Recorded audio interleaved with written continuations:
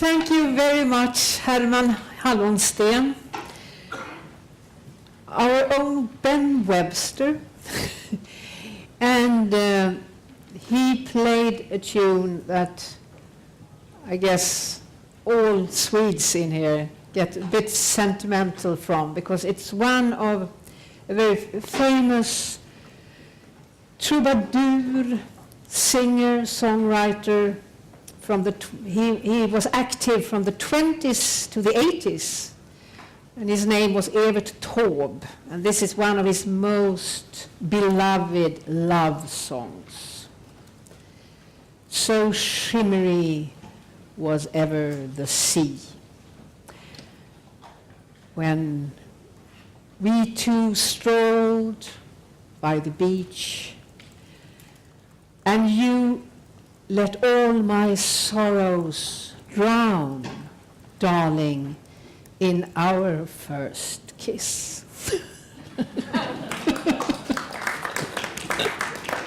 I'm sorry about that. Well, now I have now over to something more prosaic before turning to the panel. And I will take this message in Swedish, because I guess all our foreign guests have their invitation for dinner ready. Haven't you? Anyone who has not?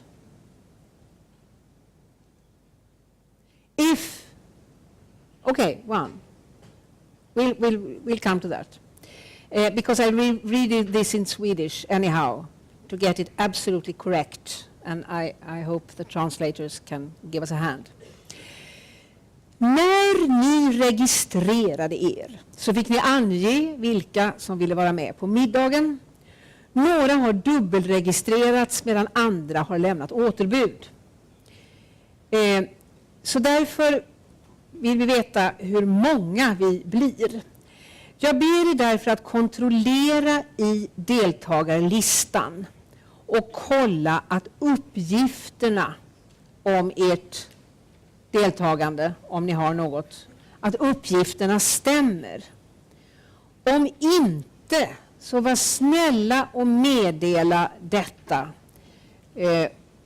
i informationsdisken, lämpligen direkt efter seminariet.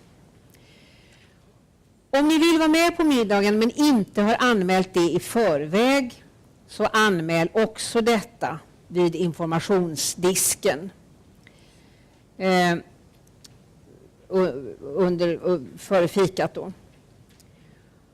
Och ni som vill betala kontant för middagen kan också göra detta vid informationsdisken. So please check up in the participant list and look up that the facts of your participating in dinner and things like that, that the information there is correct. If it's not correct, please tell at the information desk immediately after this seminar. Is that clear? Och sen har vi båten. Båten avgår klockan 17:45. Samling vid bryggan nere vid vattnet 17:30. Alltså samling vid klockan 17:30. Och det finns många platser kvar på båten. Om ni vill fortsätta mingla och åka till Djurgården så är alla hjärtligt välkomna. Alltså de som också även de som inte tänker delta vid middagen. The boat leaves down here at the quay at 7:45, and let's assembly at 5:30. 5:30, and there is room for everyone.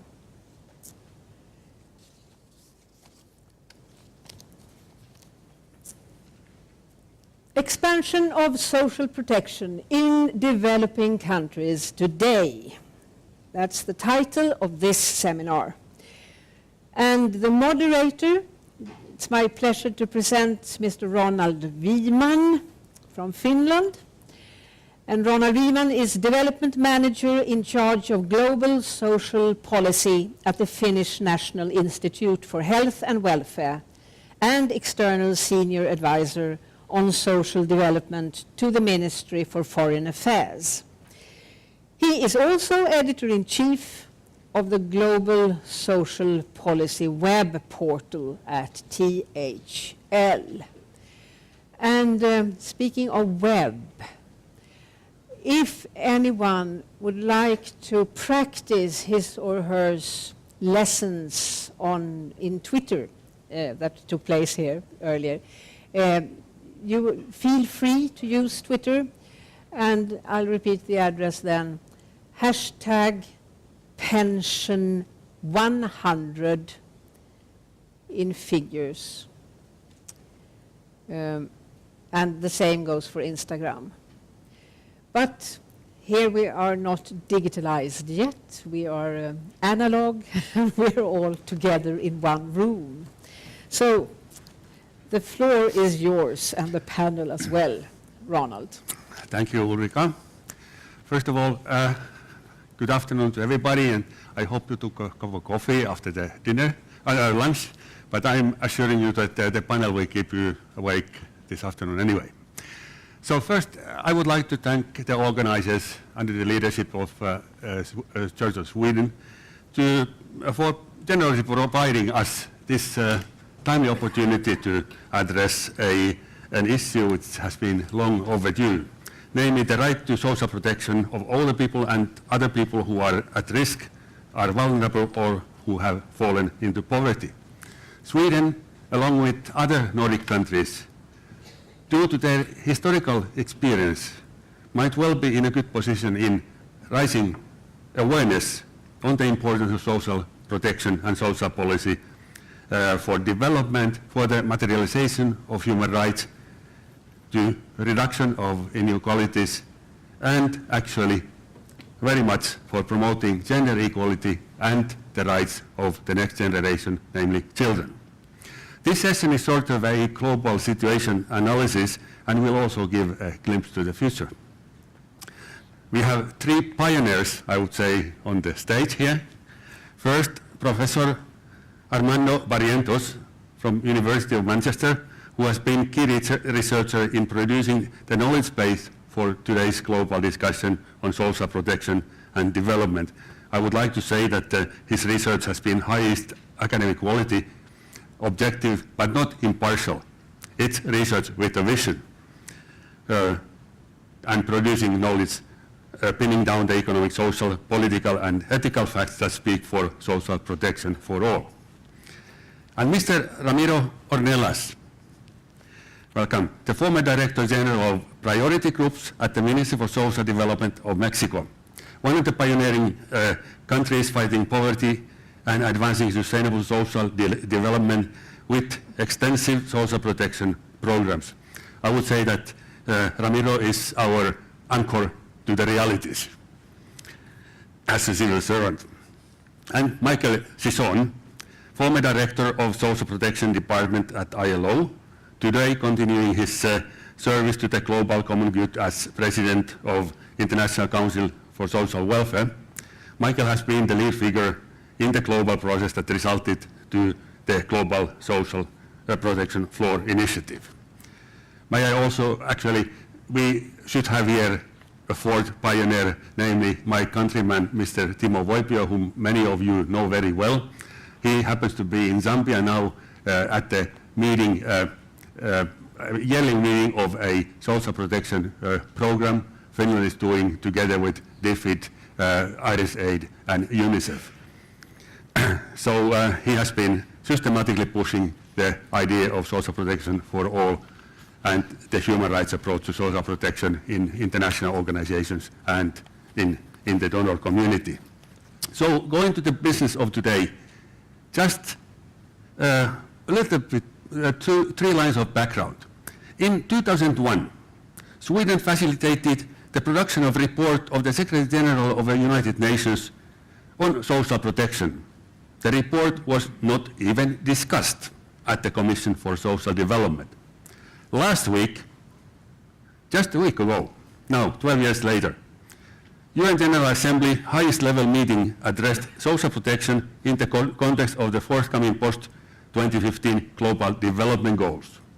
It was chaired by ILO, sponsored by Belgium and Brazil.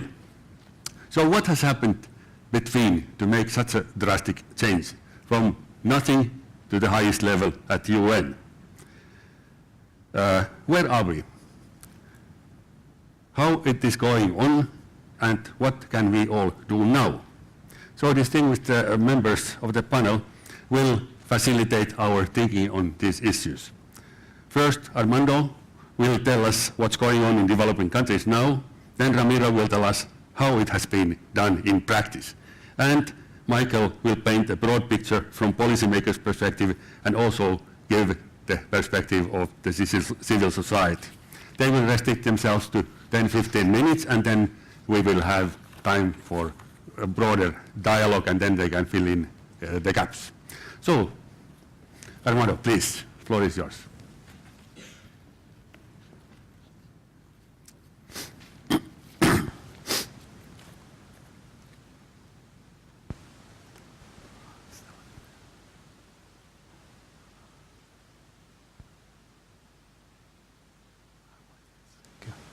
Thank you very much. Good afternoon to you all. It's a real pleasure and a privilege to participate at this conference.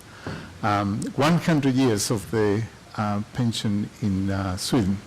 It's really salutary, and it was really interesting thinking through the insights that we got from the morning session about the kind of time window with which developing countries today must plan their social protection.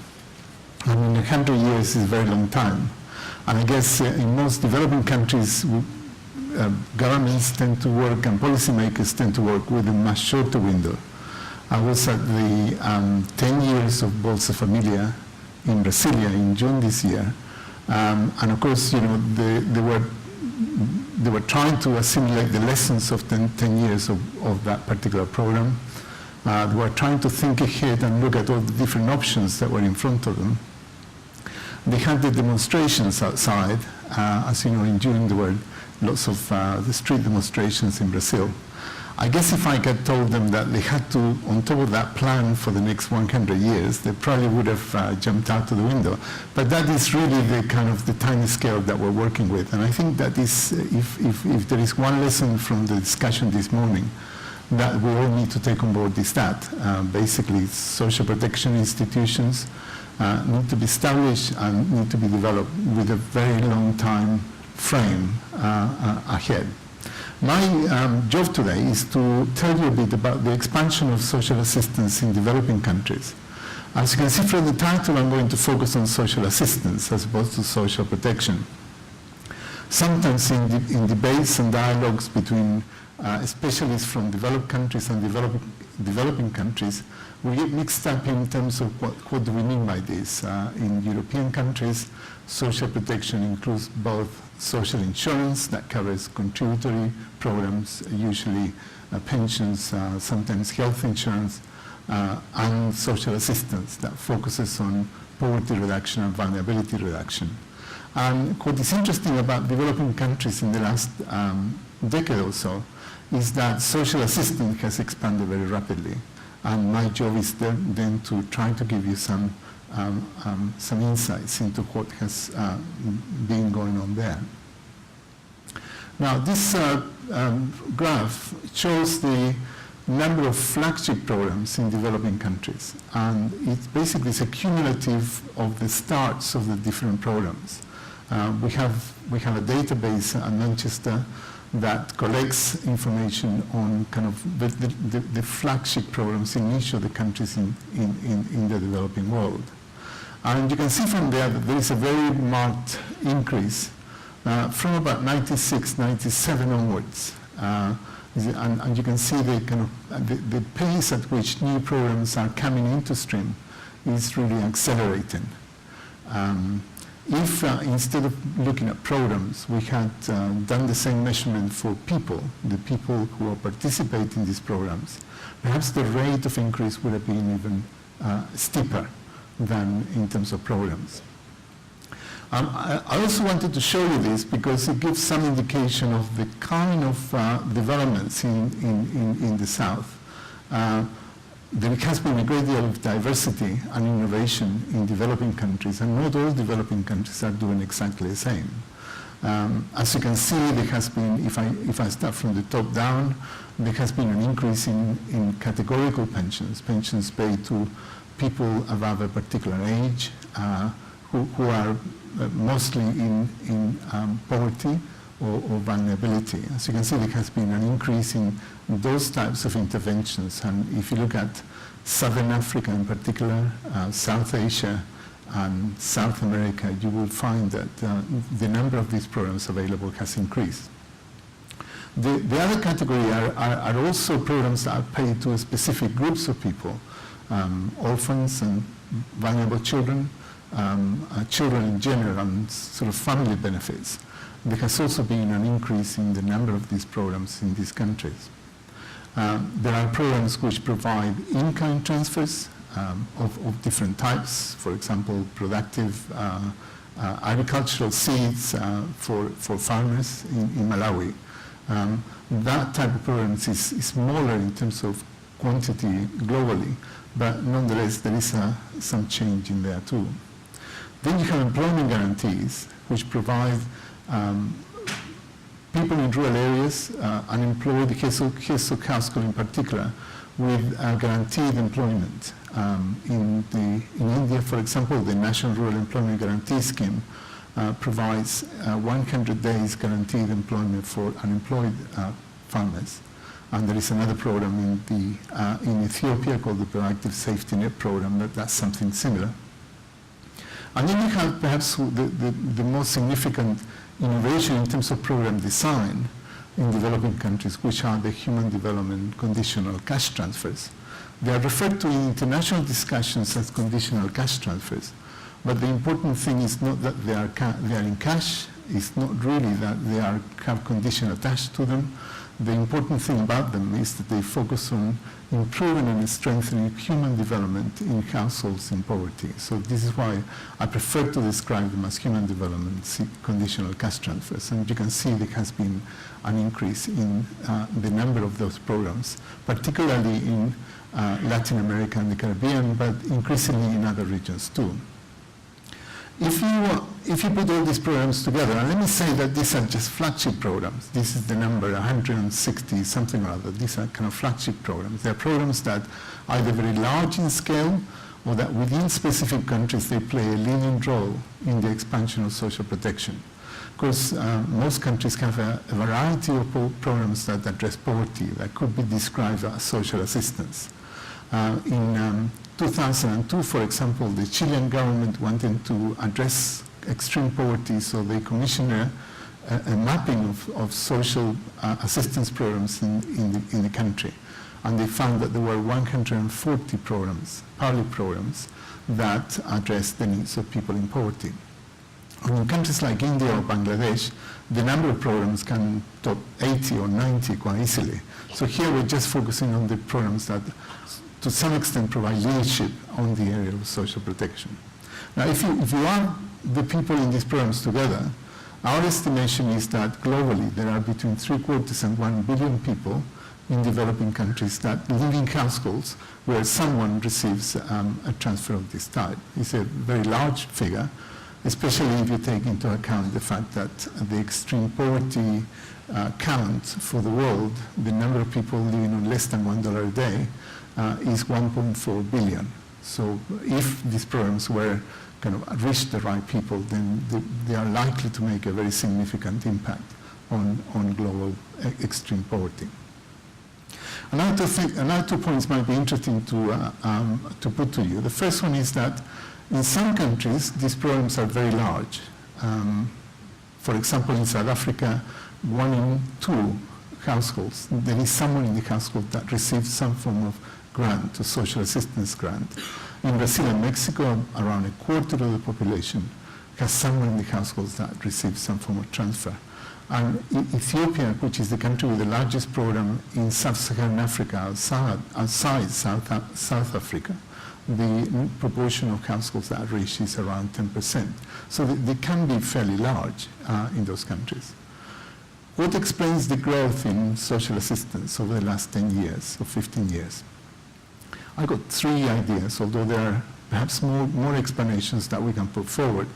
The first one is that the crisis and the structural adjustment in developing countries in the 1980s and 90s led to significant deficits in public provision of social protection and social assistance programs.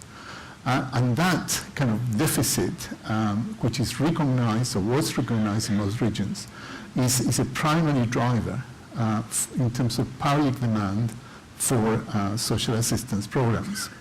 In Latin America, there is a term in Spanish that describes this. It's called deuda social, or social debt. And you will find social debt in most government documents that explain why programs are being established or scaled up. The second thing is the extent of democratization. In sub-Saharan Africa, for example, the number of non-elected presidents or governments is very few and far between. There has been a very rapid process of democratization. And in Latin America, from the mid-1980s onwards, the process of democratization has led to new thinking and new openings in terms of policy to address social exclusion. In addition, the commodity prices, the increase in the prices of natural resources, mineral resources, as well as kind of improvements in tax collection in these countries, has also created a social space that can provide the finance needed for the expansion of social assistance. As a researcher, I would also like to claim a little bit of credit for this, because poverty research has provided not just the knowledge, but also the tools, the very specific, sometimes very operational tools that are needed to implement this program, design these programs, and formulate these programs on the ground.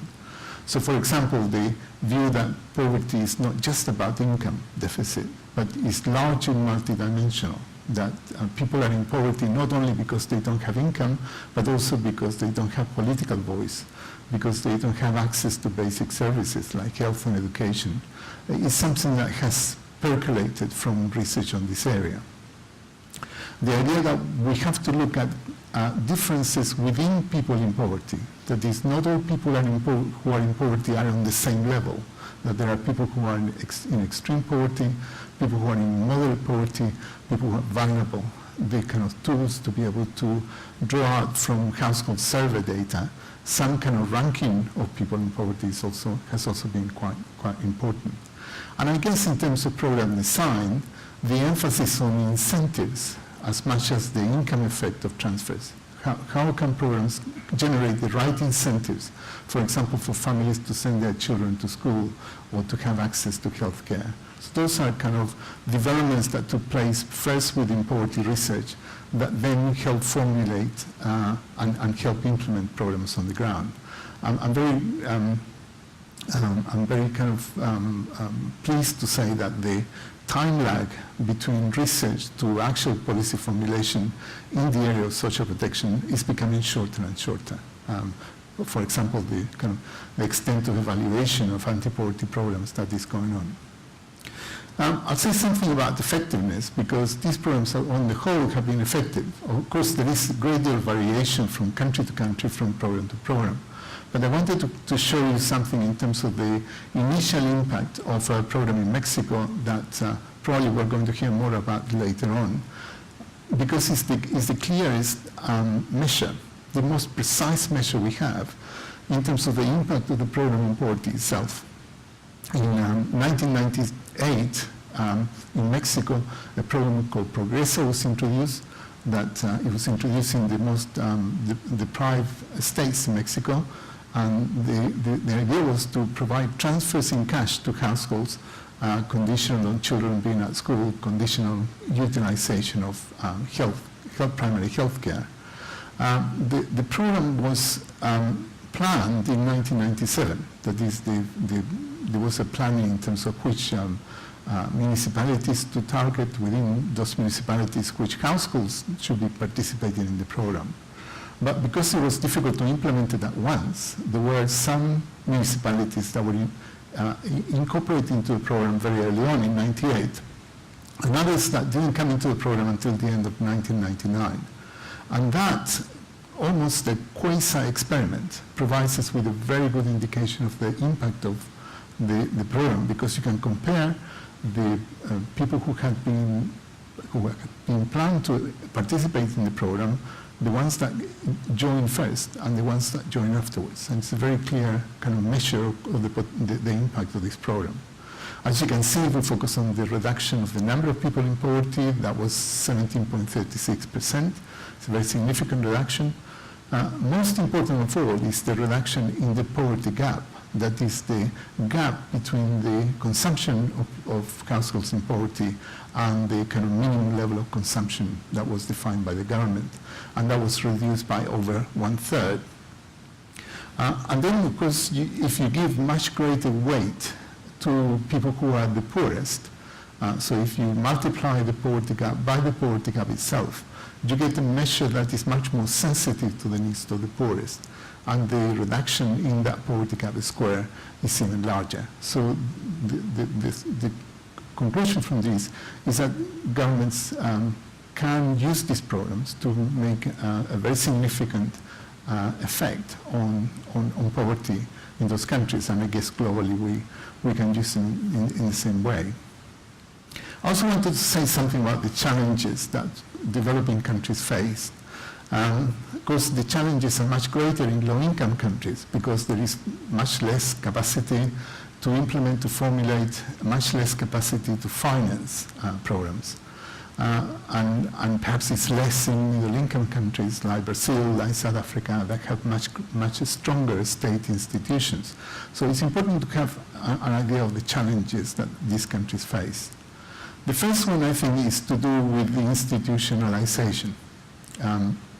I'm sure that looking at the development of the pension in Sweden, there were lots of pieces of legislation, agreements, discussions, committees that develop the knowledge base needed for this. In developing countries, that hasn't had the same degree of institutional strength. So there are some countries in which these programs do not have a legal basis, or where the budget is not really decided by Parliament in a predefined and planned way. So we need to move from development projects in some countries to much more institutionalized programs.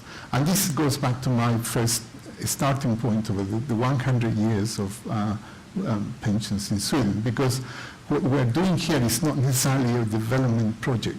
But what we're doing here, we're trying to do, is to create the institutions that are stable, that are there for the long term, and that will help us not just to eradicate poverty, but also to prevent poverty from reappearing again. So therefore, you're looking at a very long-term process of institutional development. That, I guess you will probably all agree with this.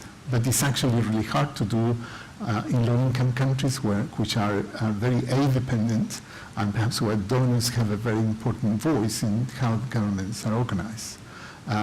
If you think about aid, for example, as a possible way of financing these programs, it's not really a good idea, because aid has usually a 3, 4, 5-year time window, and donors will go. As you know, aid is very volatile. So one of the implications of moving from development projects to institution building is that, my point that comes afterwards, they have to be financed and domestically. So you have to be able to strengthen the domestic capacity of those countries to collect funds. 5 minutes, great. There are other implications of moving from development projects to institution buildings. I think the issue of how the political space is created in these countries and the participation of policymakers and politicians in developing this institution is really, really important. I think in the context of Brazil, for example, every year there are something like 10 or 12 amendments, legal amendments, that are put in the Senate, which address changes to the anti-poverty programs, social assistance programs. So the process of kind of political decision-making is important too. The second issue that I want to mention as a challenge is to do with finance. The actual funds that are required are really not very large.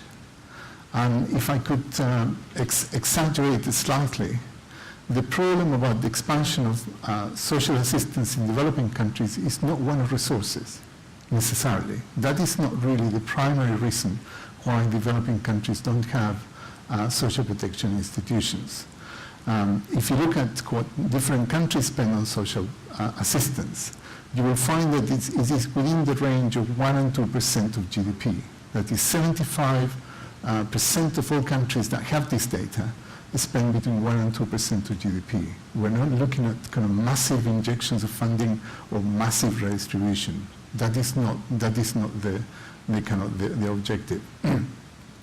But nonetheless, the funds have to be found, and strengthening taxation in developing countries is very important.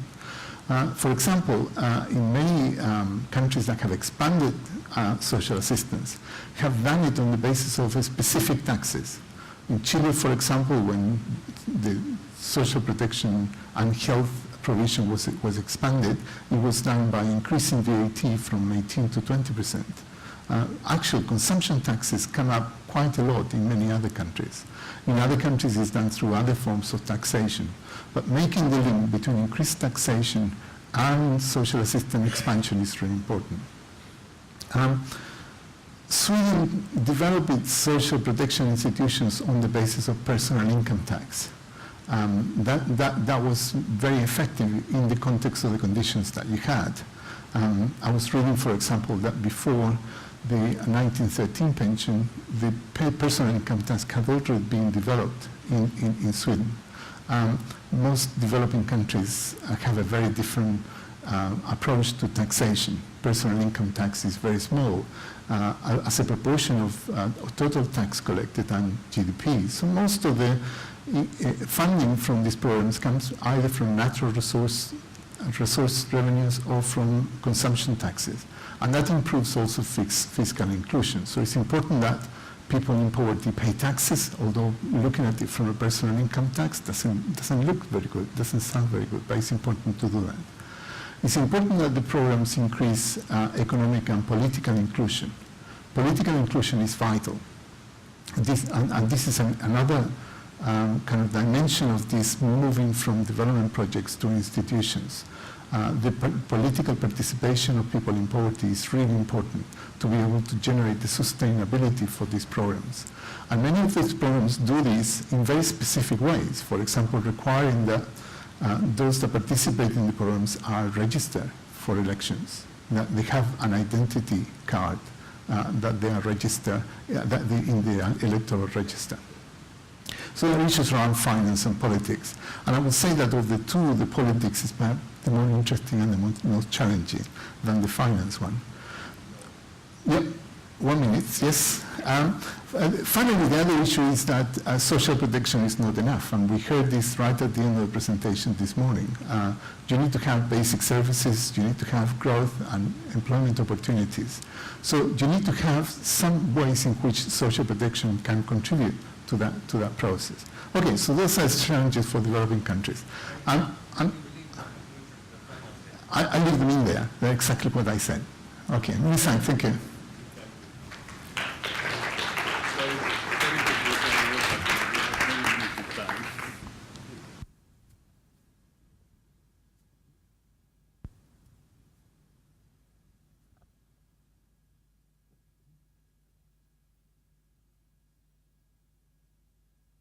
And it is that one.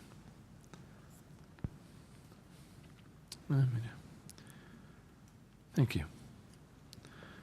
Because, hello. I'd like to first thank the organization for the invitation. It's an honor to be here, and it's a lovely country. So, thank you very much.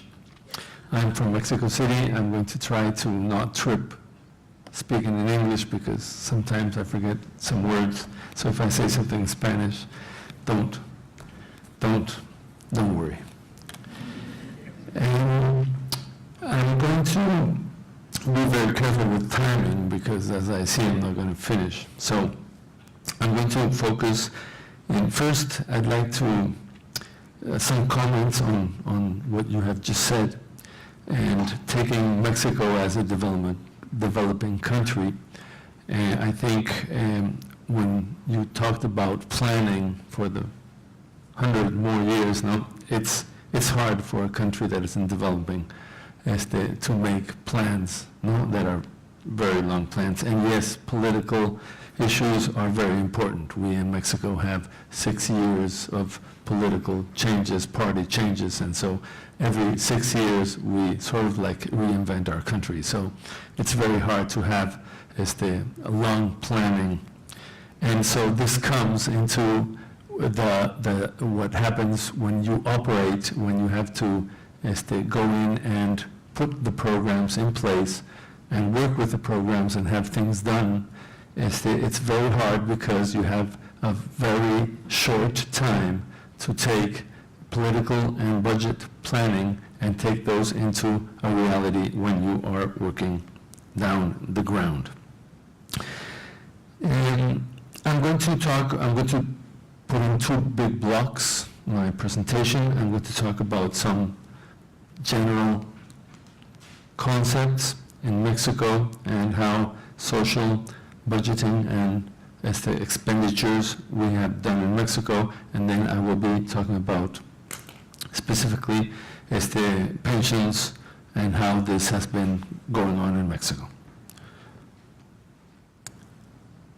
First, general information, so you can more or less have the size of what we are in Mexico. We're a little more than 110 million people in Mexico, and we're divided politically in 32 federal entities and 2,460 municipalities. Each one has their own government, and we are about 180,000 localities. That is how we are organized and the size of Mexico. As far as public expenditures, we have gone a long way. And what I'm showing in this graphic is that from 1925 to 2010, we have basically gone through a growth of 14 million to 110 million, so we have grown a lot as far as population, and we have basically changed rural to urban. So we were 75% rural, and now we are 75% urban, and that has a lot of impact in social programs, in designing social programs, and the complexity of poverty is very different when you're talking about poverty in rural areas or when you're talking about poverty in urban areas. Infant mortality, we have gone down from 25% to 2%. Life expectancies have gone to 75 years now, and like they were saying, women live longer than men. And as the illiteracy, we have reduced it from 80% to 10%. So we have done a lot in Mexico. And what we're going to see is that we have also affected poverty rate, and we can see a long timeline that we have really gone down into poverty rate.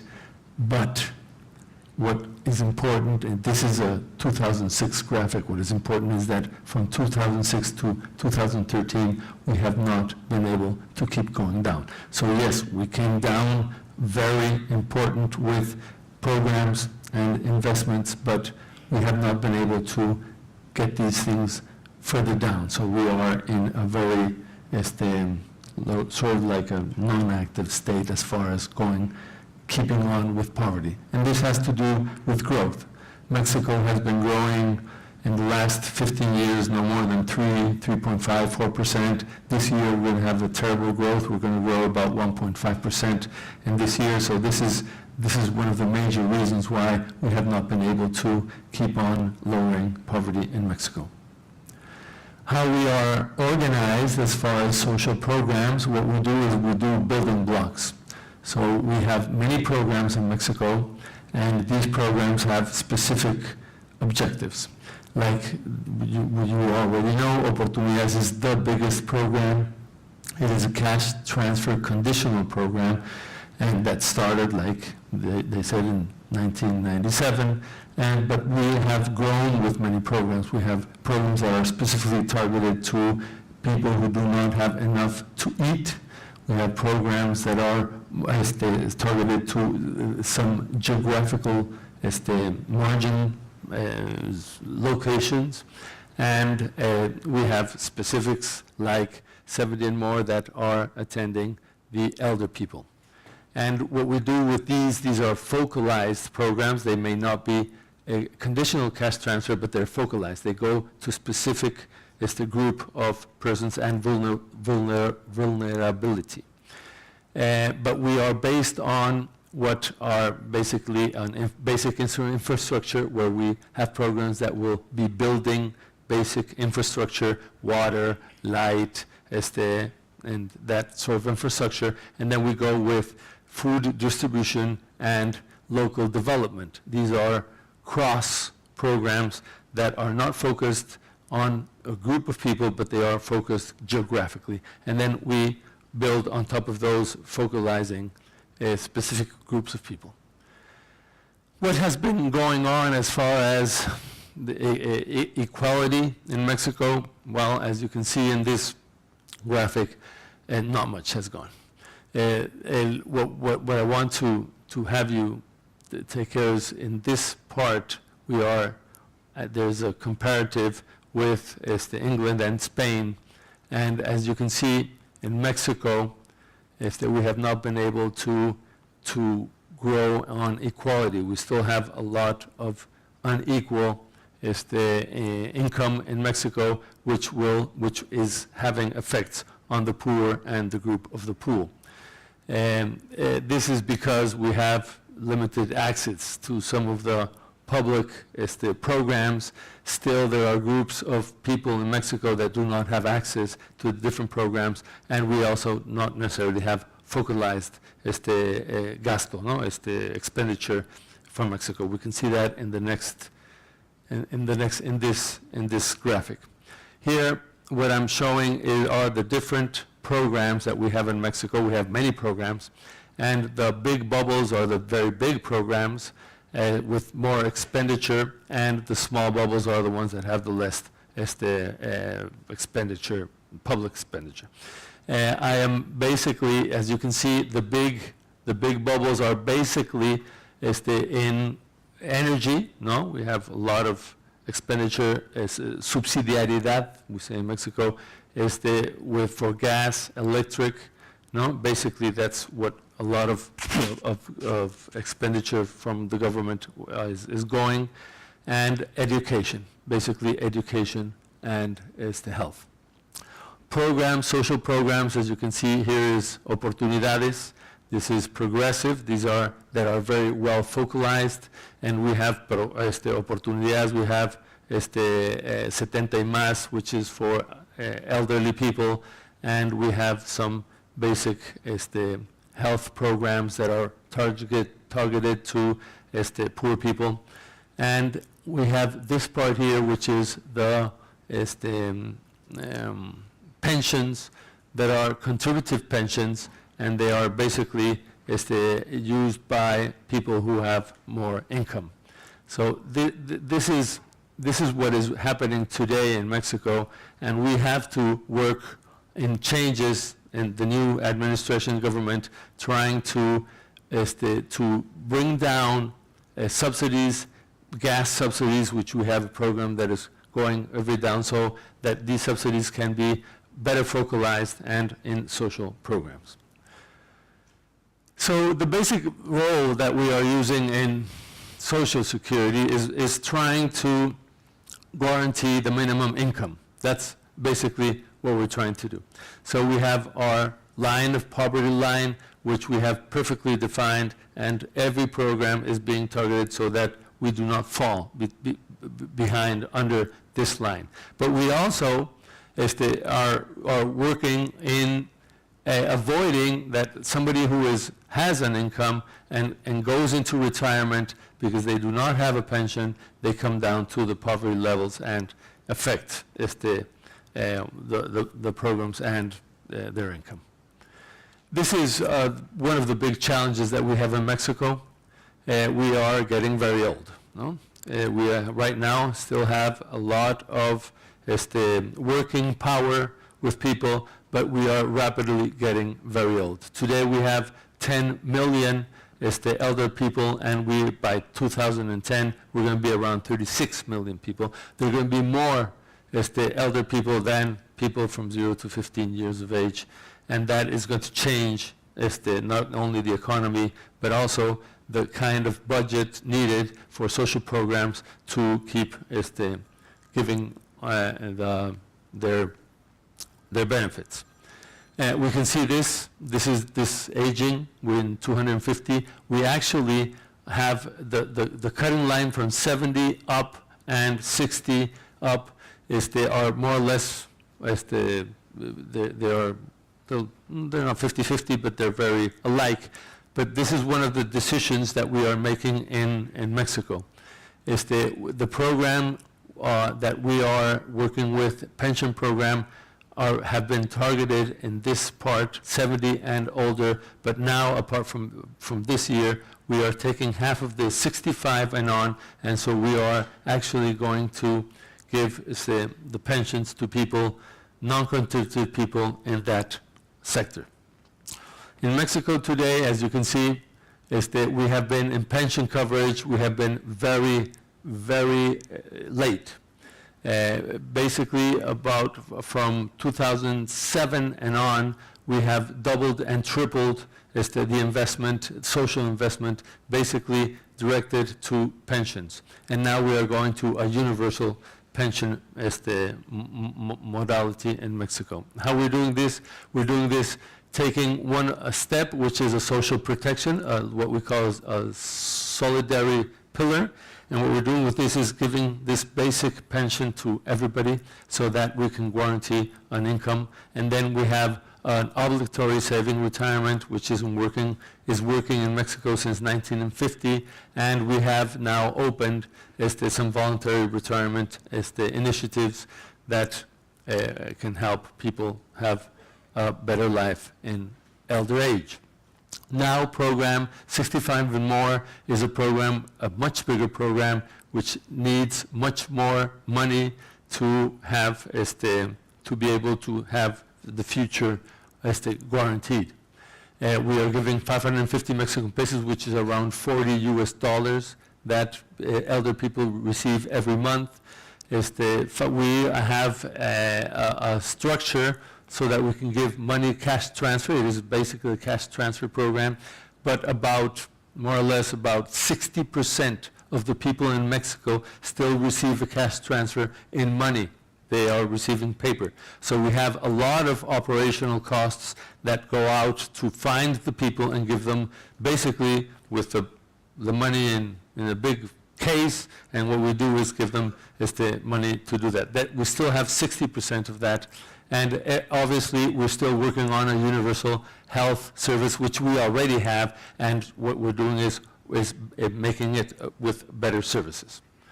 So this is the way we have been growing. It's a very quick growth. Since 2007, we started investing in pension programs, and we have grown in the last years from nothing, from 0 to 3.6 million people who are already in the program and are receiving a cash transfer. We have been growing basically from rural to urban, and this gives us a timeline of growth, and first attending the most the poorest people, and then we go on that way. As far as the health system is one of the basic programs that work together with the pension program, so that you receive a cash transfer and you have the basic health systems together. So today we have a universal system. Some critical issues in the growth is that political and budget discussions are day-to-day problems in Mexico, because we have been growing so fast that the budget that we need it's very big. Today we are about 60% of all the government expenditure is in social programs today. And so, and we are growing. So now we have much bigger coverage, and that coverage needs more money, and this is all tax paid. So it is internal financing. Missing access to financial and banking facilities.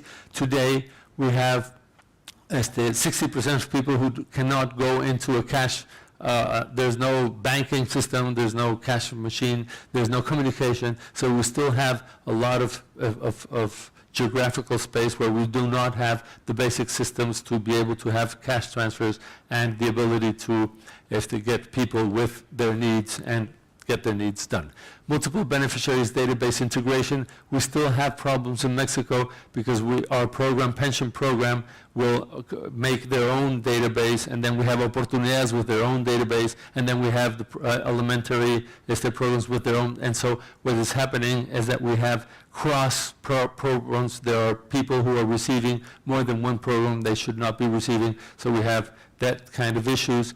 The fast growth generates operational incapacity and TI requirements, all systematic technical information with computers as they have been installing. We are installing, but we still have a lag in that part. And electronic transfers are affecting the social work. Something that is very important, 1 minute, something that is very important in programs in Mexico is that we always accompany a cash transfer program with social works. So we go to communities, we work with people, we try to make take them their own decisions as far as their own development. So every time we grow and every time we go to cash transfers that are electronic, that you go through these modern stuff, what is happening is that we are starting to leave people from a lot of social work that is very important as far as attending poverty. And this is very important with the pensions, because now we are going to change the program in social. It's the program we're going to take it to the finance as a pension program. These are the basic things. We are moving social, the programs are going to leave the social ministry, and they're going to go to financial ministry. So I think my time is up, so thank you very much.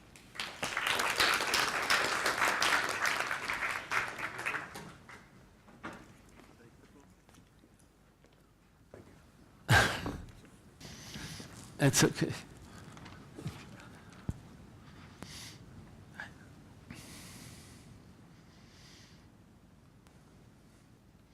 Yes, good afternoon. First of all, I'd like to thank the Church of Sweden and HelpAge to invite me here. And so I normally, since 20 years, I start my presentations in the same way, and I won't change today. I give you a handful of statistics, what I'm trying to do, and that is, I have 15 slides, and I probably have to skip a few. I have 4 points to tell you. I have 4 proposals to make what can really be done about furthering social protection as a development factor. And I have one conviction that I would like to convert you to, just to stay in the jargon of the churches, and that is that there's nobody too poor to share. That means every society can do something about social security or social protection of its people, and I think we can prove it. So the 4 points I will visit is, first of all, social protection on the move. Keep that very short, because the 2 other speakers have talked about it. Then I will speak about the new instrument in the international social protection policy debate, which is the recommendation 202 of the International Labour Organization, and I will tell you some of the core components and why I think it's an important instrument for all of us. And then I will just visit the present political situation, and I will have 4 cornerstones as a strategy for what trade unions and NGOs and churches can do to further the issue of social protection in developing countries. I'll be very quick. First of all, social protection. Social protection addresses actually the 4 elements of our global problem, and our global social problem, and that is poverty, inequality, insecurity, and exclusion from employment. You could say inclusion from formal employment, but I know that there's a debate about it. Insecurity actually is a much bigger problem than poverty, because 80% of the global population is not fully socially secure. 20% live in abject poverty. Whether you can believe this 20% or not, I prefer if you don't believe it, but that's just a footnote. But in principle, what we're actually trying to achieve what we should try to achieve in development policy is making people relatively socially secure in the global economy, which includes actually the abolishment of at least the cruelest forms of poverty. The world remains poor, we know that. In countries like sub-Saharan Africa, still 70% of the people live with under $2 a day. I know we used to measure the poverty in terms of people living under $1.25 a day, but if you look what you can buy for $1.25 a day, that's ridiculous. For $2 a day, you can buy in India 2/3 of a full price of a cinema ticket. That means you can every 3rd day. You may be able to go to the cinema, but you can't live, you have no place to sleep, and you can't eat. So basically the $2 a day ratio already is a disgrace, let alone the $1.25. The world remains insecure. Only 50% of the people today have some form of access to third-party coverage of social protection, of healthcare cost. The others pay that out of pocket. I will just skip a few of the interns. In health insurance, let me just go back. Skip that. So in pensions, just because we're here, statutory coverage is about 50% of the elderly who should have some form of pension. In fact, only 30% of the elderly are actually contributing, of the active population, are actually today contributing to any form of social protection. Now, probably the coverage in the end, in a few years from now, for people over the retirement ages worldwide, somewhere between 30 and 50% of the people in the next 20 years will have the right to some form of pension. That doesn't tell you anything about the level of that pension. But there are signs of hope. And Armando and Ramiro actually explained to you what the signs of hope are.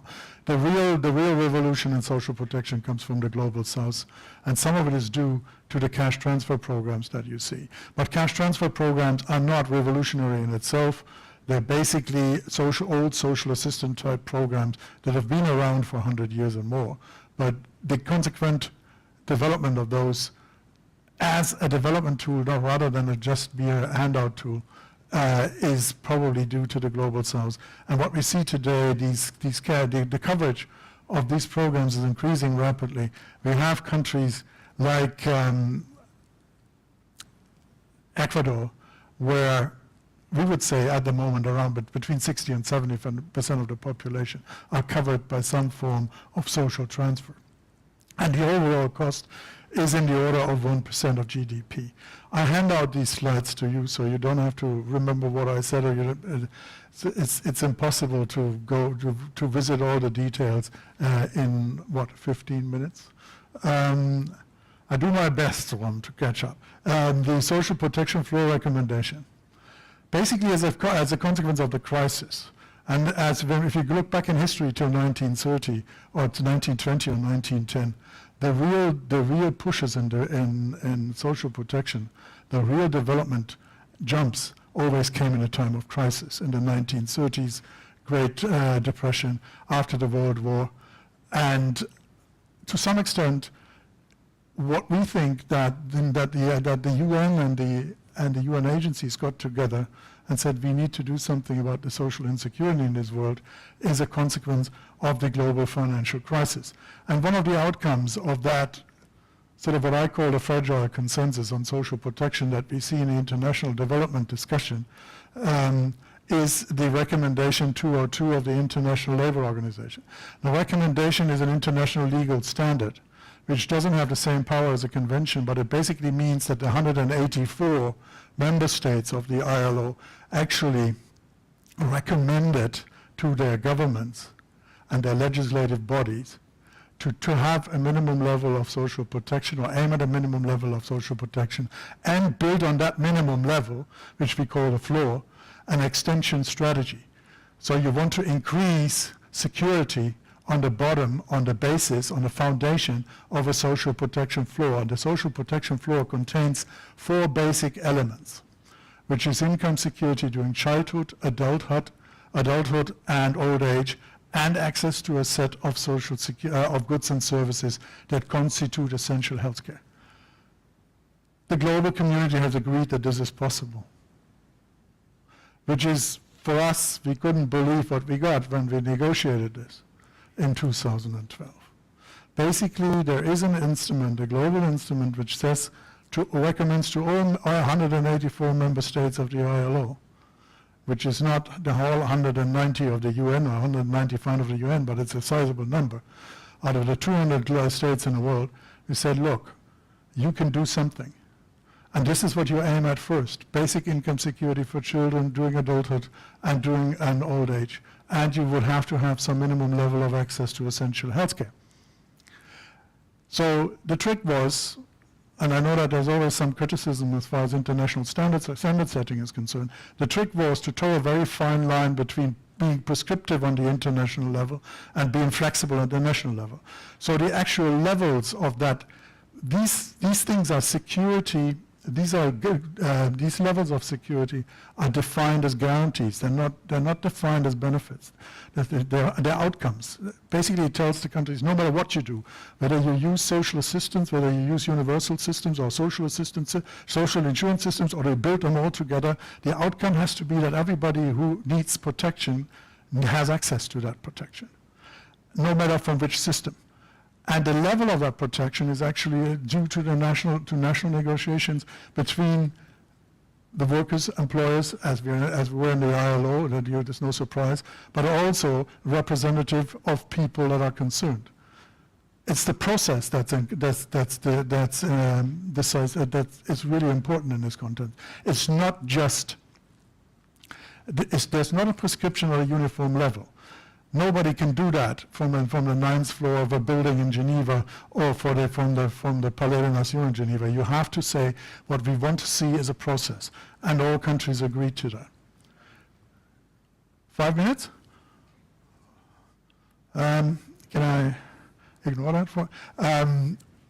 Look, the other thing that this thing did, it came up with 19 principles of what a social protection system should look like and how it should be built. And it ranges from universality of protection to adequacy and predictability of benefits. All governments subscribe to that. There's a lot more. I'm not going through one by one because I've been just reprimanded that there's 5 more minutes, which I consider to be 6 or 7. But let's start with universality. Everybody agreed there should be universal protection. Everybody agreed there should be adequacy and predictability of benefit. Just as a footnote, if you privatize your pension system, like in Chile in 1981, the outcome of what you get out of that system is highly uncertain. So according to the international community, that has to be improved, because the outcome and the adequacy and the predictability of your benefits and your level of security in old age is not sure if you leave your pension to the financial markets. But the core of this is the guarantees should ensure that that everybody has a minimum, at a minimum, that over the life cycle, all in need have access to essential healthcare and basic income security, which together secure access, effective access to essential goods and services. That means the instrument doesn't even tell you whether it has to be cash or in kind or what kind, but it tells you whatever you consider essential at the national level, whether it's housing, health, education, food, water, sanitation, or other essential services. There has to be a negotiation what the basket is, and you have to have access to it, whether it's paid out in kind or it's paid out in cash. Very quickly, we almost have a near universal consensus, except between the agencies. In 2012 alone, the ILO had this new strategy. The World Bank has a new policy on labor and social protection. The EU has a new communication on the role of social protection and development. UNICEF has a new social protection strategy. The World Food Program has a new one. There is a consensus, basically, that says, well, people who are not protected, who have not been brought up in security, who have not been brought up with minimum levels, access to minimum levels of healthcare, who not grow up in secure families, will never be productive members of a society, and hence they will construct in itself a block to development, because there will be a block to economic development. That's the consensus on one hand. On the other hand, which is happening at the same time, and I'm slowing down. What's happening at it, because I think this is important, what's happening at the same time is that we are in the age of austerity. All the governments, they agree on one thing in Geneva. What they do on the other side is they have austerity measures in place. And we had in 2008-9, we had 144 countries that expanded their budget. In the period 2010 and 12, the reality changed, and we had only 108 countries that have expanding budgets, and 73 that already contracted. And now we have 94 countries that are contracting. Basically, all these cuts, the contracting budget comes from cutting the social sector and civil service wages. So basically, it's the poor and the workers, it's the pensioners, the healthcare recipients who are paying for the crisis management of the governments and the international crisis. There were $11 trillion that were put into the ad hoc support mechanisms, or the ad hoc stimulus packages. If you calculate what it means to close poverty gaps, you could buy for that the eradication of poverty, of the crudest forms of poverty, for 20 years. So that's my last slide, I promise. What the international community can do to sort of push this forward, or push the development of social protection forward, and make sure that there's absolutely no excuse not to do something. With as little as 1% of GDP, with changing expenditure even from other purposes to social purposes, of as little as 1% of GDP, you can assure some of the basic security, not all, but at least some. You can start. There's no excuse to not start. But what has to be happening at the national level is to say, we can't push governments. We can't blame and shame governments and say, look, this is what you agreed internationally. What are you doing today? And that's what this instrument that the ILO's developed does. It creates policy space on a national level. We can't demand a UN convention on SPFs. I think we should do, because it's an interagency thing and it's much wider than just what the ILO and policies that the ILO develops. And I think that is a 10-year game plan, but there's no reason not to start today. Then there should be a support. We should support the Global Fund for Social Protection. Whether it's actually funded by governments or whether it's funded by individuals, whether we shouldn't get up as NGOs and churches and say, we can start that fund today. Why do we have to wait till Merkel and others decide that they want it, right?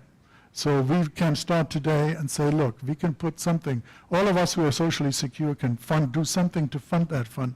And finally, we should support the international financial transaction tax as a source for that fund. And I leave it here. The last thing I want to do, Ron, is I know that people in the audience who have been very instrumental in getting the global consensus on social protection as a development tool. I want to thank them. Timo isn't here, so I can't thank him, but I'll just tell it. But that's yourself, is in there. Then, I don't know whether Sylvia Beals is here. She's been very helpful. Stephen Kidd, I have seen him. I've never had a chance to thank him because if we go back to 2006, he was actually the one who actually formulated the 4 guarantees first. Then Christina Barrientos here.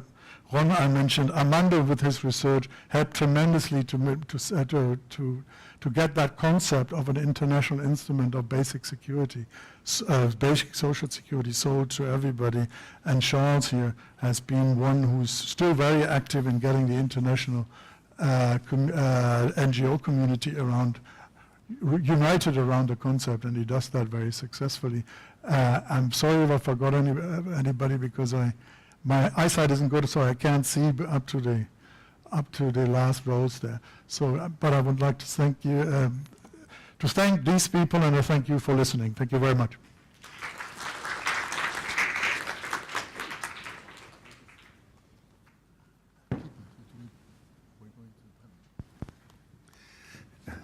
Thank you, Armando, Ramiro and Michael for the excellent presentations. They were very enjoyable. I would like to have listened to these presentations much longer than what we had time, and it's very unfair to stop them when they just started. But we would like to hear also the views of the participants, and let's do some affirmative action and, give the first possibilities to our partners from the South. Comments, questions. What do you think? Where are we? Where are we going to? 1, 2, 3. We start here. Please. Out the mic.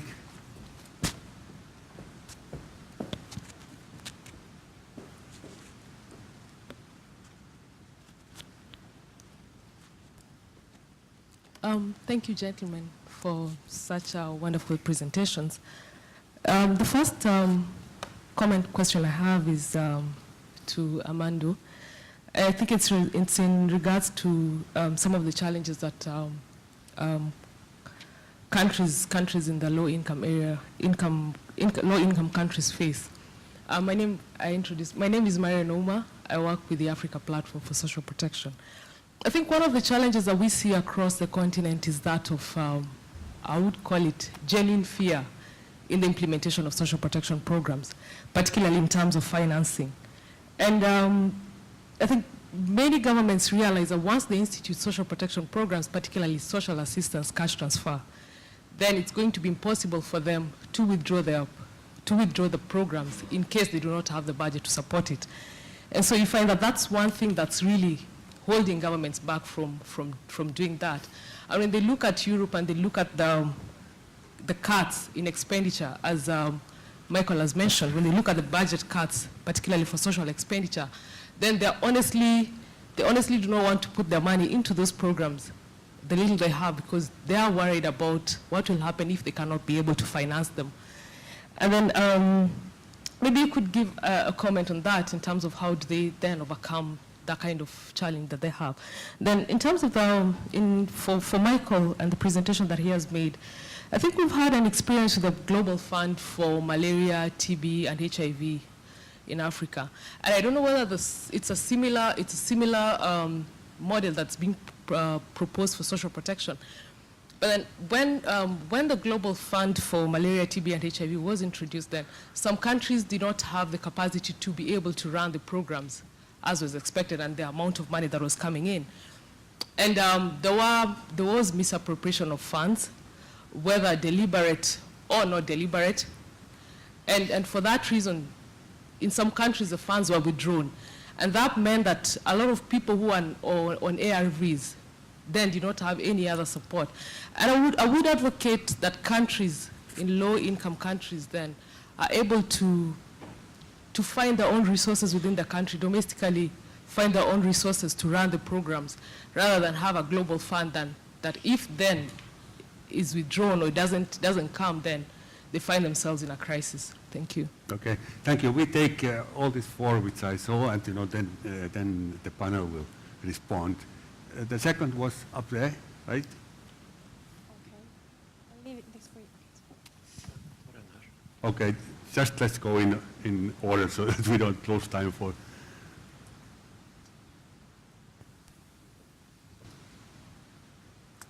Yeah.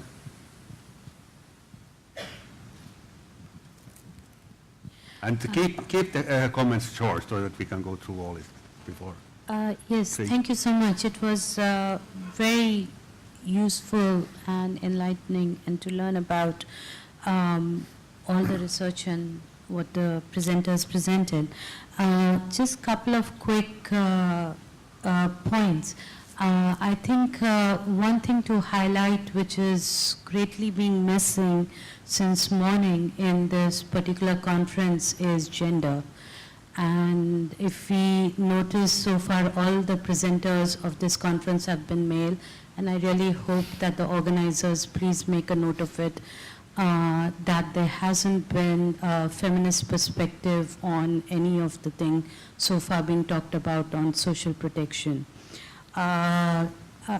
Secondly, I would like to ask or comment or ask a question to Armando. I agree with you when you talk about it's really important also to link political participation. It's about empowerment. It's about the poor having a voice.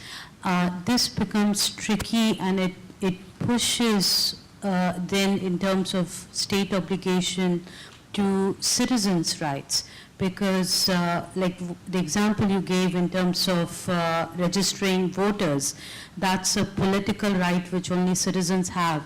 But then we are talking about social protection of all those who live in the sovereign country. There might be migrants, there might be refugees, there might be asylum seeker.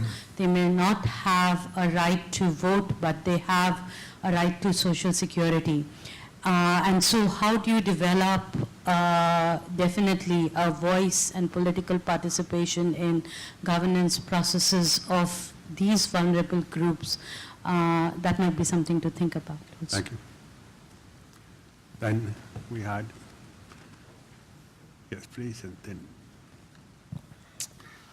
I'm Nithya I'm representing the Asian Bishops' Conference. We have 25 Catholic Bishops' Conferences in Asia. I am very much grateful to all these speakers who spoke about the social expansion of the social protection in the developing countries. Most of our countries are developing countries. And one particular thing I would like to get some guidance from you about the difficulty that we are facing in the developing countries is not just socio-economic development, but the structural blocks. The structural blocks comes because of the system, the social system that discriminates people by class distinction or caste distinction, one thing. Second thing, the neglect of the poor people in the rural areas or the city slums. And the third one is the growing migrants issue. So these, how to expand this social protection, including these forgotten people in the society, especially in the developing countries. There's a constant structural oppression, wherein the developments are not even known to this, the people in the grassroots. So this is one issue that we are really facing in our developing countries. Maybe it's also with the South American or African countries also we have the similar problem. If they can highlight, it will be good. Then two more I can find. And please, Thank be you. short. Yeah, thank you very much. I'm Teresia. I would like to ask you from Mexico, Mr. Ramiro, have you estimated the fiscal impact for your country in the year 2050 regarding the, you give the cash transfer.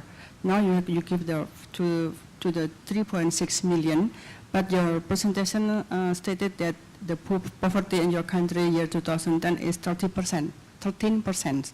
So what is the criteria for the 3.6 million people who receive the cash transfer? And secondly, about the ILO. Actually, do you say that actually the pension social protection classify as basic income for the elderly or what else? Because in your social protection floor, it doesn't mention about the pension scenario here. Because in our country, we have a cash transfer, conditional cash transfer. We have the universal access for the primary care for the poor people. 86 million people receive the comprehensive health care.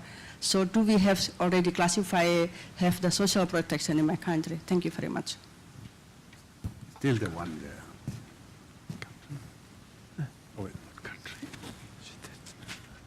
Hello, sorry. My name is Jan Gurkan. I'm with the Food and Agriculture Organization of the United Nations. I just wanted to make 2 quick points. One was to support the issue that was brought up recently 2 comments ago about the rural sector, the rural world. Global poverty, I think recent World Bank estimates say that 75% of the global poor are actually in rural areas.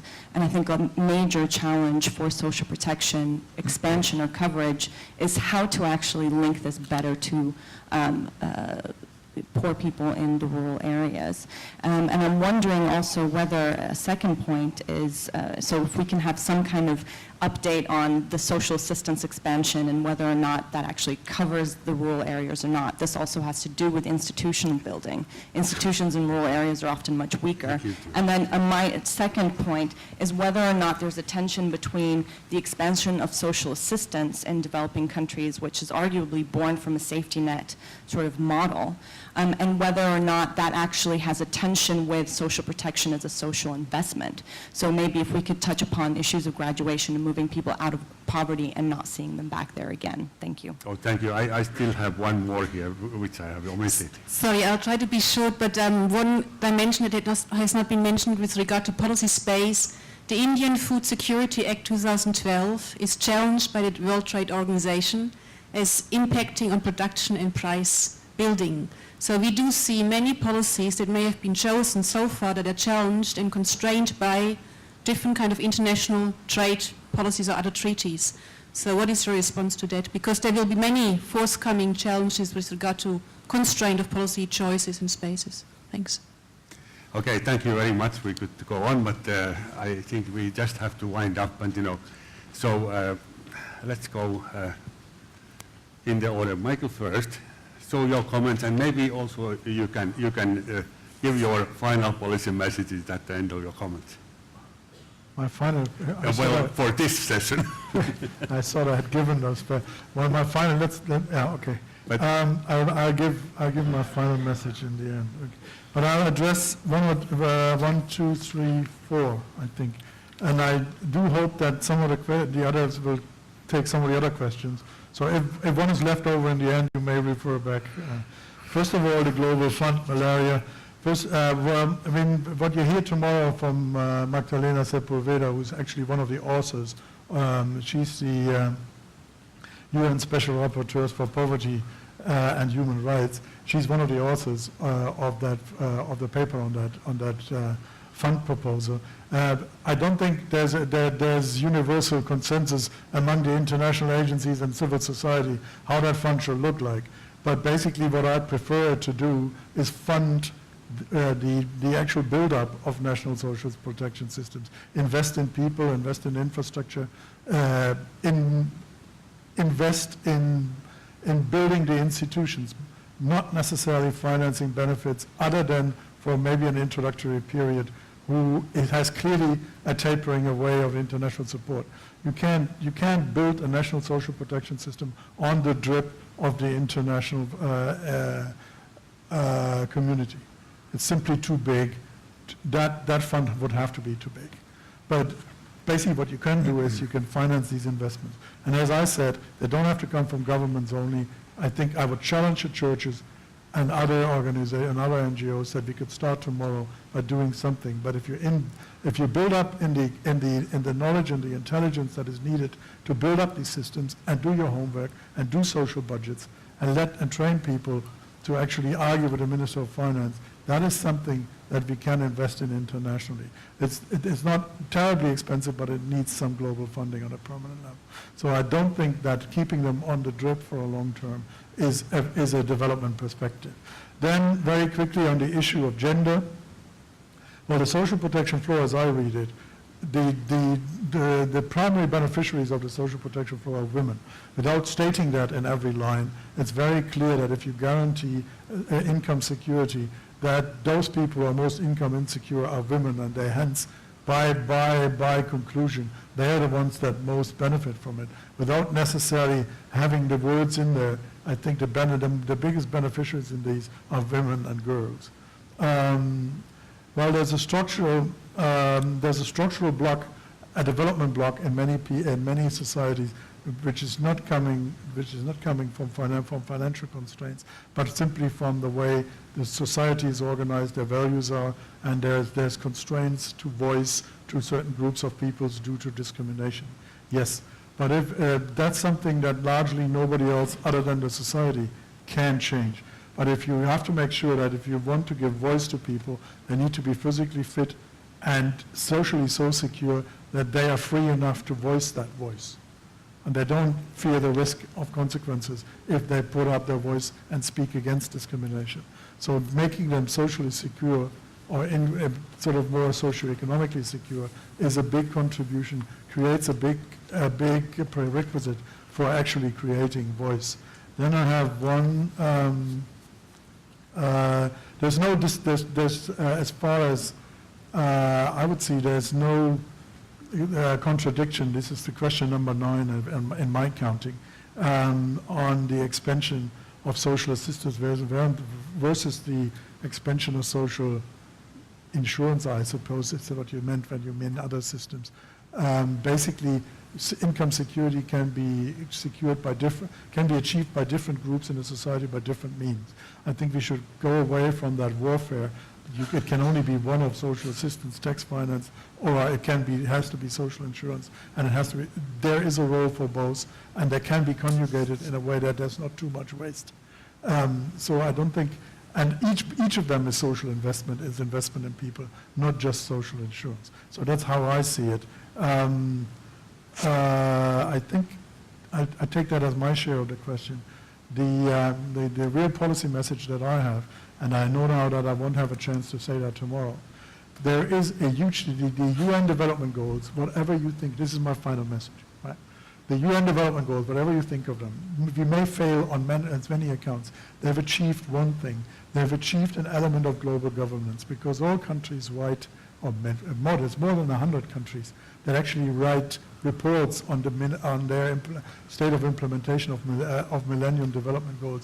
All of a sudden, they become sort of accountable. They feel that they have to justify their own development against internationally set benchmarks. That is a very important development. The outcomes may be questionable, but the process is important, that all of a sudden there's a benchmark against which countries feel that they have to justify their own action or inaction. And I think the debate on the post-MDG goals is very important. And my plea is we need to put social protection floors or some form of social protection into those goals as an umbrella for all social objectives. Hunger can be a target, housing can be a target, health can be a target, but let's not have separate targets for everything, because then they start to compete with each other. It's important that social protection of the people and the social security of the people gets in there as a comprehensive concept, as something that a society owes to all its members, and everybody can do something, as I said. Thank you. Ramiro.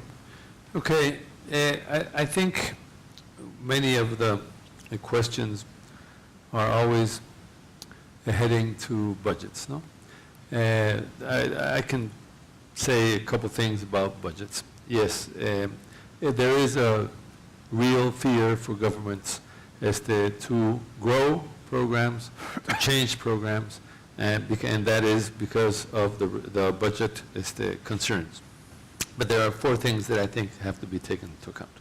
One, there is an ongoing action that is to be a more efficient operation in programs. And when I talk about efficiency, I'm not talking about only the people who work in the programs, but I'm talking about focalization. There are 7 to 14 to 15% of errors in the in database beneficiaries that are very, very expensive to keep. And so this is only on, it has to be operational efficiency and technical systems installed. The second thing is there has to be, at least in Mexico, there's a fiscal change.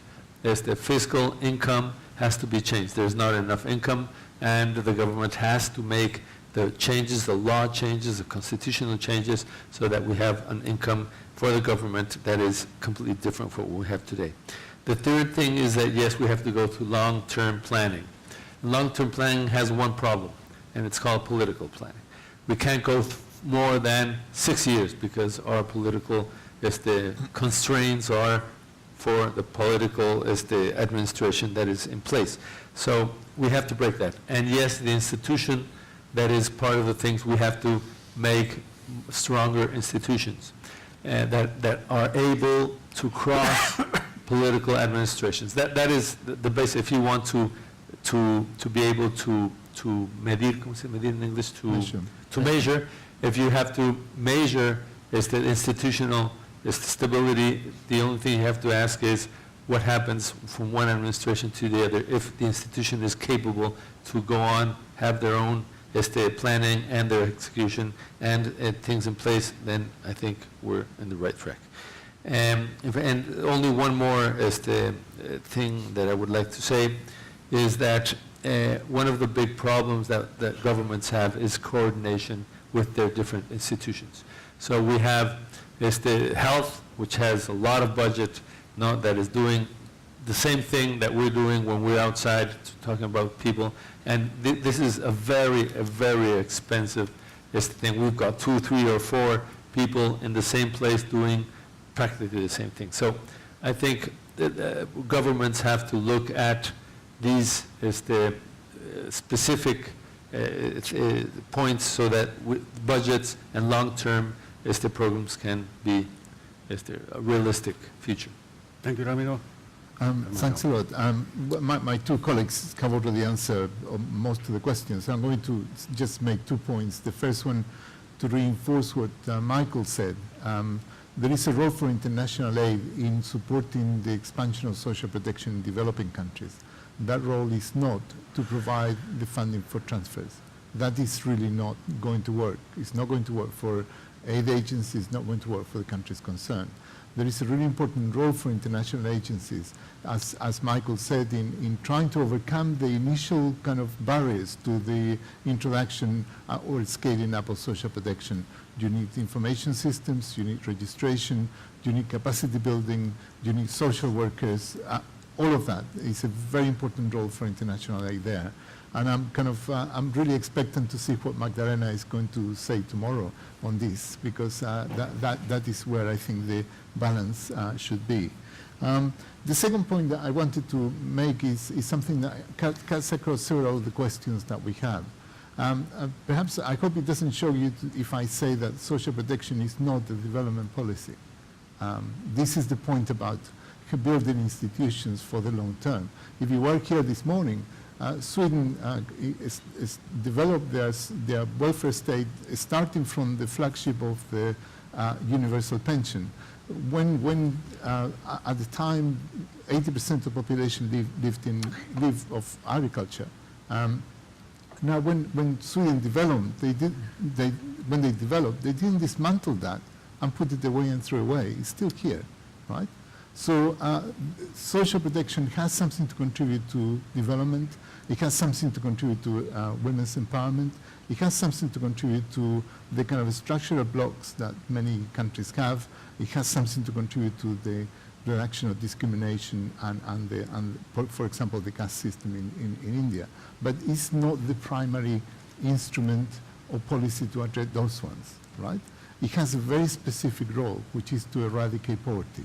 And poverty there is understood not just on $1 a day, but it has to be understood more broadly in terms of having been included both economically, politically, and sociable, and in social terms into the life of the community. That includes a much broader agenda than just the $1 a day. And I think if social assistance is in place, it will do that. It will eradicate poverty, it will keep it at zero. That is the objective. Thank you. If I read 3 lines out of this discussion, it's an excellent discussion, excellent presentations. When social protection was signed as a right, that made the progress very fast and let's say, successful. Many innovations have been made. There are governments who are serious about this. There is a need for dialogue between the countries in the south, between the countries in the north, and across the north-south border, if we can think world in these terms. But there is much hope, but what we need to see is that social protection is an essential part of the forthcoming sustainable development agenda. Thank you. Thank you. It was a pleasure. Thank you. Unfortunately, I had to, be rough about the time. Thank you, gentlemen, all of you. And I am correctly informed that this seminar actually goes on here within this very room. So after the coffee break, all of you that wants to continue this discussion and complicate it even more, welcome back to this very room where the debate will continually be in English and it's being translated into Swedish. But those of you who want to follow the other seminar, because there are parallel sessions now about Sweden and the European Union, you meet in the Alvik room, which is situated immediately under the dining room where we had lunch. And that seminar is also held in English, but it's not being translated due to the technical arrangements in here. In this room, we can make a proper translation. In the Alvik room, we cannot.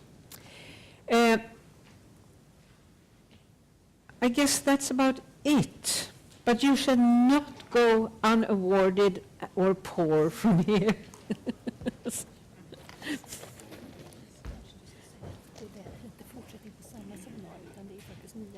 I'm so sorry. Of course, there are new speakers in the next seminar, which is in the program. But I guess the discussion will follow on the lines written up during this session. So thank you for making that clear. Thank you very much, Michael.